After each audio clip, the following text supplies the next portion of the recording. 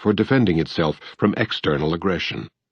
In this particular case, it is true and undeniable that there is a considerable element of rationality in North Korea's claim.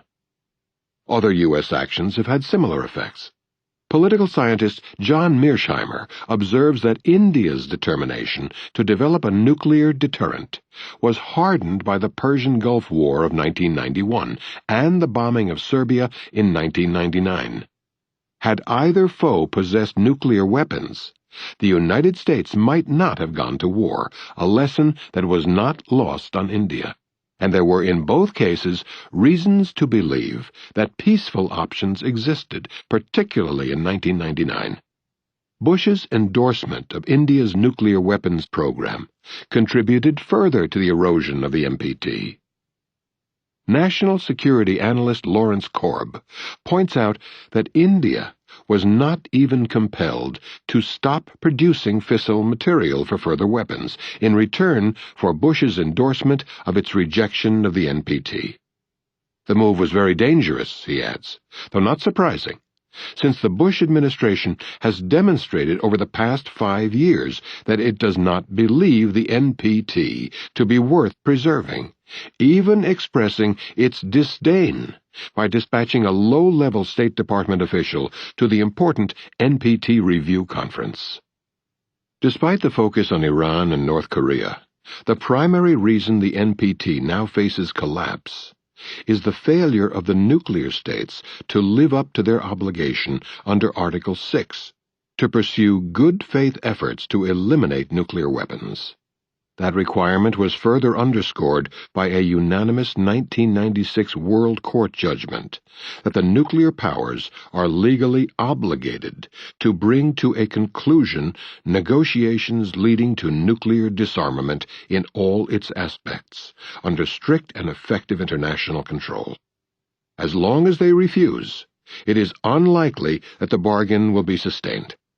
El-Baradei merely reiterates the obvious when he emphasizes that reluctance by one party to fulfill its obligations breeds reluctance in others.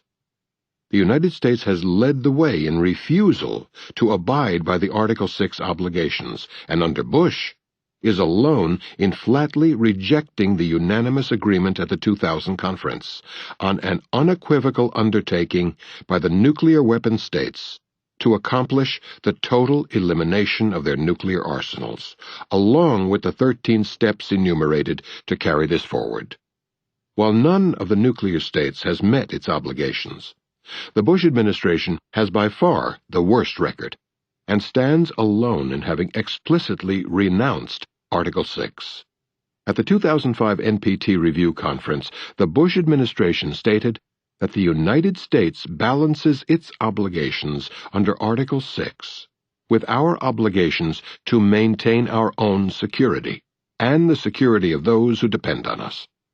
At the close of the conference, the spokesperson for the U.S. mission to the UN, Richard Grinnell, went so far as to say that the treaty requires reductions, but not the elimination of weapons, a transparent falsehood.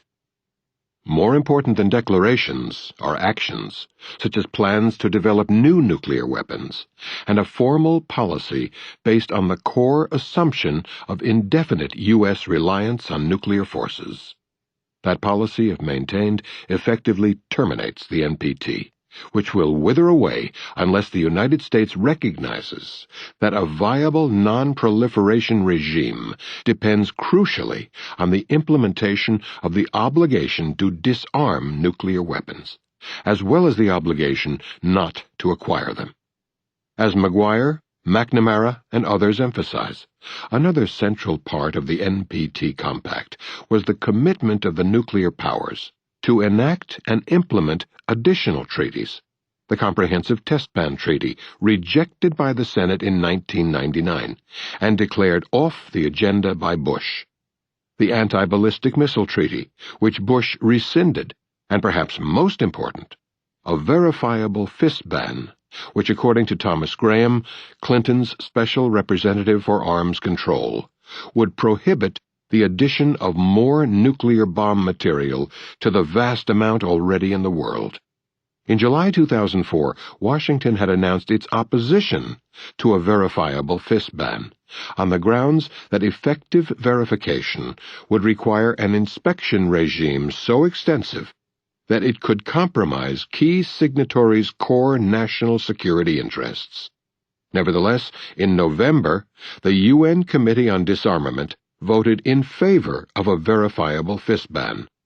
The vote was 147 to 1, with 2 abstentions: Israel, which reflexively sides with the U.S. position, and Britain, which explained its abstention on the grounds that the resolution had divided the international community at a time when progress should be a prime objective.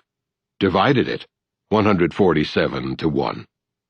A few days later, the General Assembly again reaffirmed the importance and urgency of preventing an arms race in outer space, and the readiness of all states to contribute to that common objective, and called upon all states, in particular those with major space capabilities, to contribute actively to the objective of the peaceful use of outer space, and of the prevention of an arms race in outer space, and to refrain from actions contrary to that objective.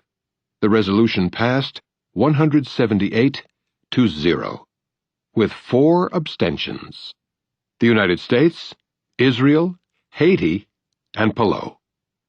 Not surprisingly, the 2005 NPT Review Conference ended in complete failure. The main culprits were held to be Iran and Egypt. Iran was blamed for insisting on its right under the NPT to pursue the programs that Washington had supported when it was ruled by the Shah. Egypt for insisting that the conference discuss Israel's nuclear weapons, though it was aware that Washington would bar any reference to its leading client state. The unmentioned background is that Egypt was calling for adherence to the agreement at the 1995 NPT Review Conference, that in return for accepting unlimited extension of the NPT, Egypt and other Arab states would be assured that attention be drawn to Israel's anomalous status as a de facto nuclear weapons state that had not signed the NPT and was not subject to IAEA safeguards. That agreement was one of the terms of the resolution on the Middle East that was an integral part of the final package of decisions, the bargain adopted at Review Conference 95. However, within a couple of years, the United States was insisting that the resolution was relevant only to the discussions in 1995 and refusing to address its implementation, a blatant example of bad faith on Washington's part.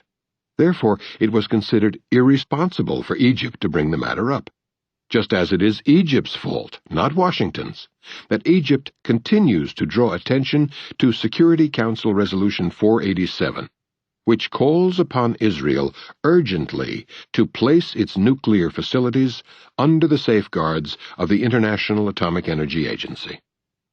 Though coverage of the failed 2005 NPT review generally kept to the U.S. agenda, the diligent reader could learn more.